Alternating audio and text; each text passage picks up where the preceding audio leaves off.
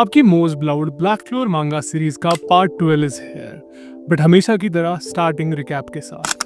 तो last video के and में हमने देखा था कि नोज़ेल और नोएल फाइनली मेगिकुला को डिफीट करके अपनी माँ का रिवेंज कंप्लीट कर देते हैं।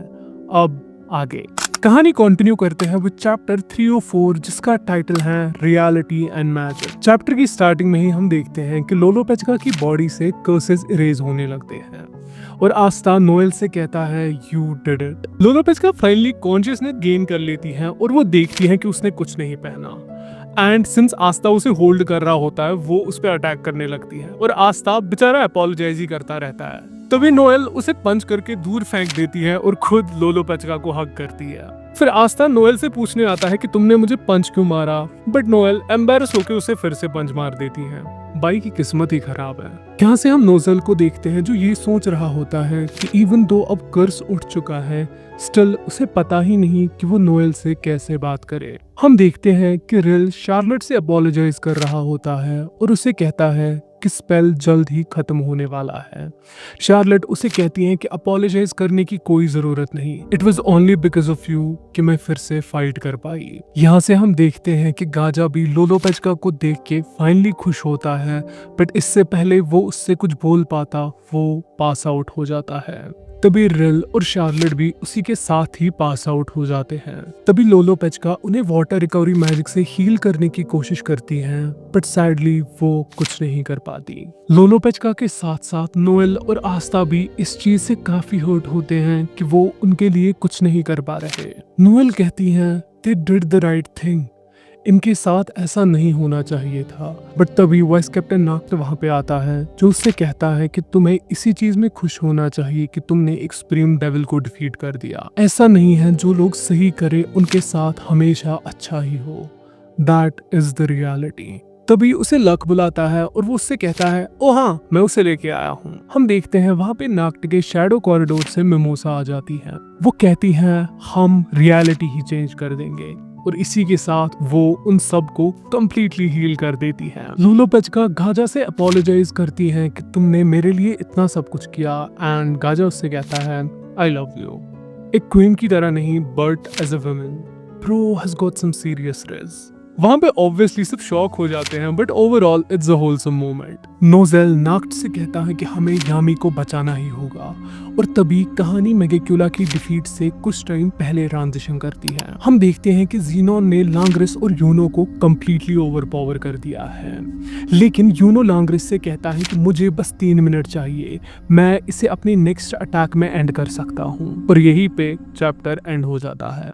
कहानी कंटिन्यू करते हैं विद चैप्टर 305 जिसका टाइटल है the vice captain of golden dawn. Chapter की स्टार्टिंग में ही लांग्रिस कहता है कि शायद यूनो के पास वो स्पेल है जिससे हम ज़ीनोन को डिफीट कर पाए, बट उसके लिए यूनो को टाइम चाहिए ताकि वो माना स्टोर कर पाए। हमें पता चलता है कि लांग्रिस ज़ीनोन के लिए कोई मैच ही नहीं है एंड द ओनली रीजन वो वहां पे अभी तक खड़ा है इज बिकॉज यूनो उसकी हेल्प कर रहा था। लांग्रिस भी ये बात जानता है और वो कहता है मेरा इसको 3 मिनट तक रोकना इज इम्पॉसिबल, बट मुझे ये करना ही होगा। ज़ीनोन उसे कहता है कि मुझे ऑलरेडी पता है कि तुम क्या कर सकते हो और क्या नहीं। तभी लांग्रिस कहता है कि ज़ीनोन के एब्सोल्यूट स्पेशल मैजिक के अंडर ज्यादातर मेजेस अपना मैजिक यूज भी नहीं कर सकते। जो लोग केपेबल है इसमें अपना मैजिक यूज करने के वो है जिनका मैजिक इसके मैजिक के बराबर हो, दोज हु आर बेलाउड बाय माना जैसे कि यूनो,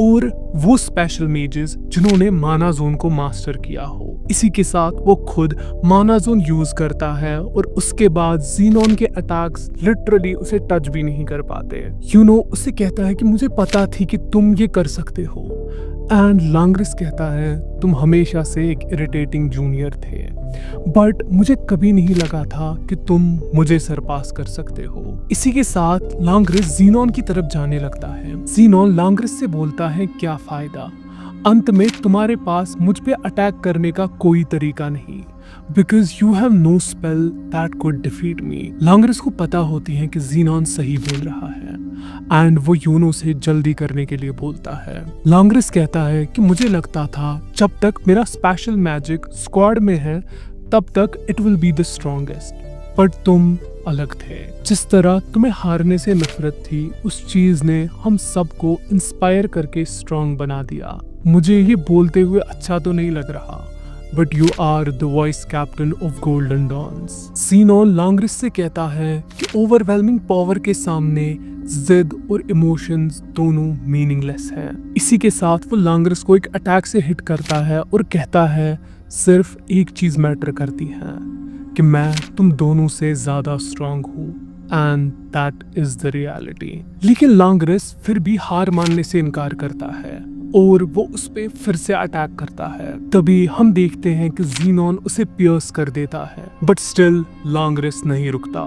हम देखते हैं कि यूनो ने अपना स्पिरिट यूनियन यूज करके एक एरो क्राफ्ट किया है, एंड यहीं पे चैप्टर एंड हो जाता है। कहानी कंटिन्यू करते हैं विद चैप्टर 306 जिसका टाइटल है बाउंड्री। हम देखते हैं कि यूनो वो एरो शूट कर देता है और उसकी वजह से ज़ीनोन के चेस्ट में एक बड़ा सा होल बन जाता है। ज़ीनोन ये देख के सरप्राइज हो जाता है और यूनो उससे कहता है इस बार जिद की जीत हुई। इसी के साथ कहानी पास्ट में ट्रांजिशन करती है, जहां हम देखते हैं कि ज़ीनोन काफी वीक है और वैनिका और डांटे उसका मजाक बना रहे होते हैं। तभी उसका और एक भाई वहां पे आ जाता है जो उससे कहता है कि तुम फिक्र मत करो, तुम में डेविल होस्ट बनने के लिए इनसे भी ज्यादा कैपेबिलिटीज हैं। आगे हम देखते हैं कि बाकी बच्चे भी ज़ीनोन को उसके मैजिक टाइप की वजह से बुली कर रहे होते हैं, पर तभी कोई उसे आके बचा लेता है। वो बुलीज वहां से भाग जाते हैं एंड वो बच्चा उससे कहता है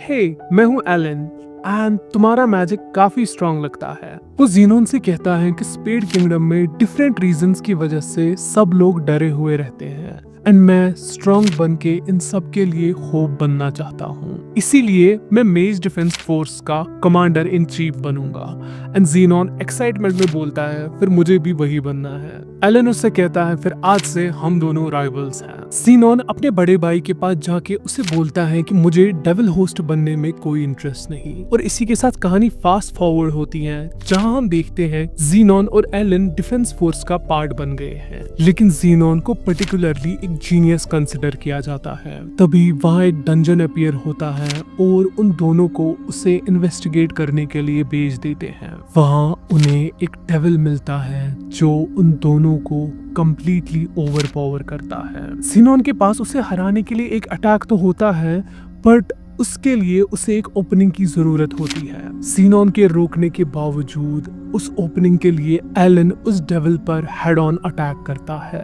ज़ीनोन रियलाइज करता है कि उस डेविल को मारने के लिए उसे एलन को भी मारना होगा, एंड अगर वो ऐसा नहीं करता तो किंगडम के सारे लोग खतरे में पड़ जाएंगे। फाइनली वो अटैक करके एलन और उस डेविल दोनों को मार देता है। ये चीज उस पे एक गहरा घाव छोड़ देती है और वो अपने बड़े भाई के पास जाके उससे कहता है कि मुझे भी एक डेविल होस्ट बनना है। हम देखते हैं कि ज़ीनोन हेल के थर्ड सुप्रीम डेविल बेल्ज़ेबब को समन करके उसे कहता है कि मुझे तुम्हारा होस्ट बनना है, एंड यही पे चैप्टर एंड हो जाता है। Man, that was some crazy stuff. But yeah, that's it for today, guys. I'll see you in the next one. Till then, stay cultured. Bye bye. Sayonara.